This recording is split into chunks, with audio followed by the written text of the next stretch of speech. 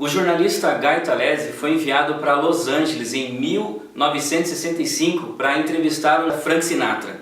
Ao chegar no hotel, ele recebeu a ligação do assessor de imprensa do cantor dizendo que ele não poderia dar entrevista, que ele estava um pouco incomodado devido ao envolvimento com uma suspeita de envolvimento com máfia e também devido a um forte resfriado.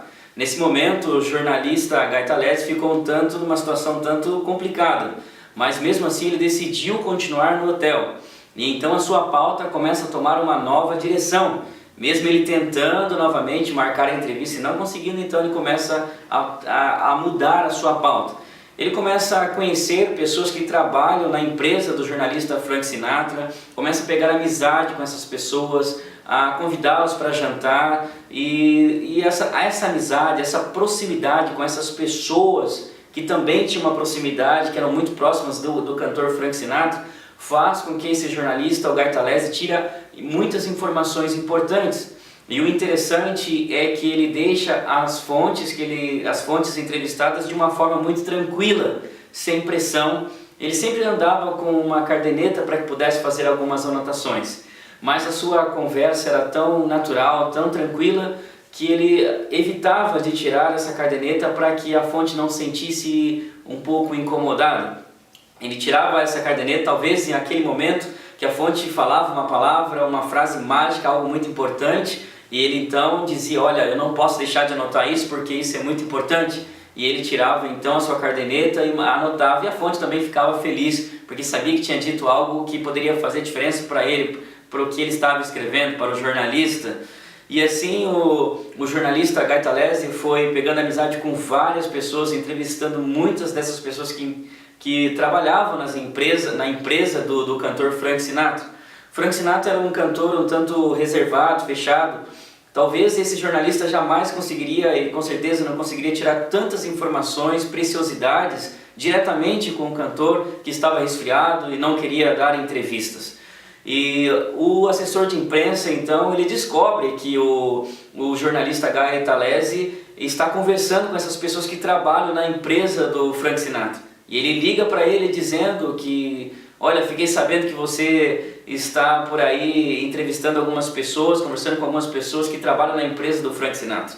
Ele então rapidamente fala, olha, confirma que está se entrevistando, que está trabalhando, e pergunta se o resfriado dele passou. Ele diz que ainda não passou, que ainda ele está com forte resfriado, e convida ele então para participar e assistir uma gravação de um programa de uma TV norte-americana que o Frank Sinatra iria gravar.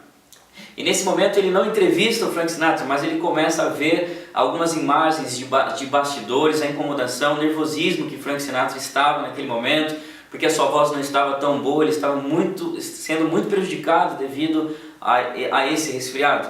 O interessante desse jornalista, o Guy Talese, é que por meio dessa forma de apuração, de deixar as pessoas à vontade, não desistir, mesmo mudando a sua pauta, tendo outro rumo, o interessante é que ele sempre, quando chega no hotel, no final do dia, ele anota tudo aquilo, as informações que ele conseguiu através dessas entrevistas. Como eu disse, nem sempre ele podia tirar a caderneta para não impedir a naturalidade de suas fontes.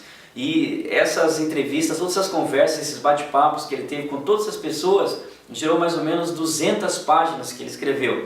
E isso se transformou então nessa famosa reportagem com cerca de 50 páginas, que ainda hoje é considerado um exemplo de jornalismo literário. E algo interessante também que eu aprendi na leitura é que o apoio que aconteceu dessa revista que o jornalista trabalhava, do editor, com relação à parte financeira, foi muito importante. Mesmo o jornalista ainda não sabendo que rumo talvez tomaria a sua reportagem, mesmo assim o editor apoiou, a revista apoiou, porque acreditava que poderia vir algo bom.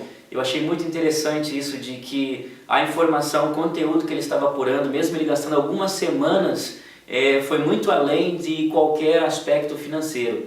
E no entanto que ele trouxe um texto maravilhoso, trazendo muitos detalhes da vida do cantor, informações pessoais, da vida profissional, que talvez outro jornalista jamais conseguiria.